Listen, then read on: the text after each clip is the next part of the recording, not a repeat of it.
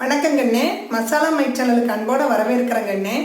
Boys gents இவங்களோட மூஞ்சி அழகா இருக்கிறதுக்கு, கை கால் ஸ்கின் எல்லாம் ஸ்மூத்தா இருக்கிறதுக்கு ஒரு சிம்பிள் ரெமெடி சொல்றேன் கண்ணே.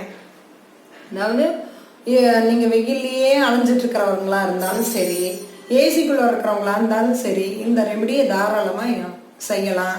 எனக்கு வீசிங் ட்ரபிள் இருக்குது அப்படின்னு சொன்னாலும் சரி, அதை பற்றி தப்பு கிடையாது. இந்த ரெமெடி செய்யறதுக்கு வயசு வித்தியாசம் கிடையாது, நேரம் காலம் கிடையாது. எப்போ வேணாலும் முடிஞ்ச போதெல்லாம் செய்யலாம். வீக்லி ஒன்ஸா மந்த்லி ஒன்ஸா இந்த கணக்கெல்லாம் கிடையாது. உங்களுக்கு எப்பெல்லாம் டைம் கிடைக்குதோ அப்பெல்லாம் செய்ய செய்ய உங்கள் மூஞ்சி ரொம்ப அழகாக, ஸ்கின் ஸ்மூத்தாக இருக்கும். இதுக்கு எந்த ரெஸ்ட்ரிக்ஷனும் கிடையாது கண்ணு. அதாவது கடையில் கோதுமை மாவுன்னு விற்கும். அந்த கோதுமை மாவில் எந்த ஒரு ஃப்ளேவரும் கலக்கக்கூடாது. ஒன்லி வீட் ஃப்ளேவர் மட்டும்தான் இருக்கணும். அந்த கோதுமை மாவை வாங்கிட்டு ஒரு பவுலில் 2 ஸ்பூன் கோதுமை மாவு எடுத்துக்கோங்க. உங்கள் மூஞ்சிக்கு கை காலுக்கு எவ்வளோ தேவையோ அது உங்களுக்கு ஐடியா தெரியும். அந்த ஒரு பவுலில் எடுத்துக்கோங்க.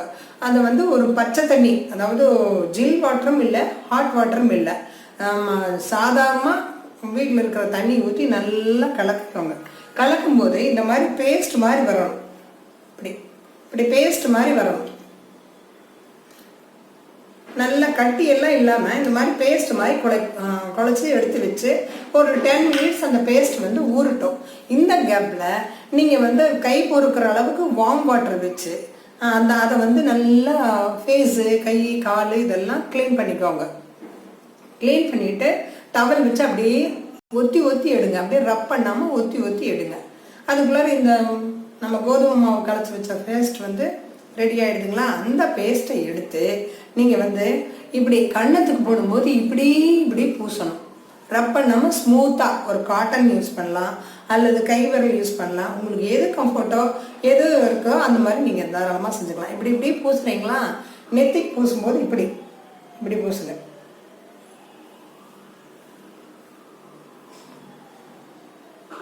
கண்ணுக்கு இப்படி, மூக்குக்கு இந்த மாதிரி.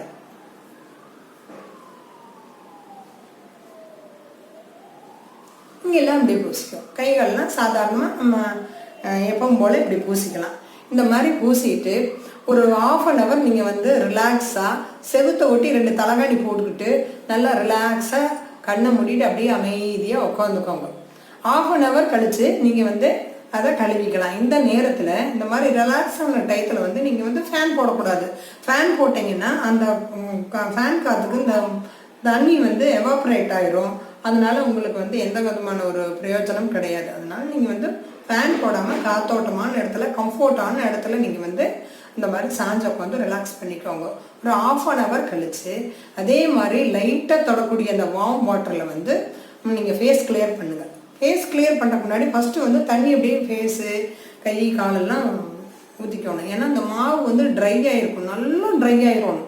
தோலோடு அப்படியே லேயர் மாதிரி ட்ரை ஆகிடணும்.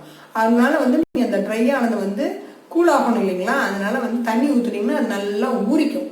ஊறின வாட்டி நீங்கள் கழுவிக்கலாம். காட்டன் வச்சு கழுவிக்கலாம், அல்லது வைப்ஸ் வச்சு கழுவிக்கலாம், சும்மா கையிலேயே கூட நீங்கள் கழுவிக்கலாம். கழுவிட்டு டவல் வச்சு இப்படி இப்படி தொட்டு எடுங்க. டவல் ஏன் இந்த மாதிரி தொட்டு எடுங்கன்னு சொல்கிறேன்னு சொன்னாக்கா, நீங்கள் ரப் பண்ண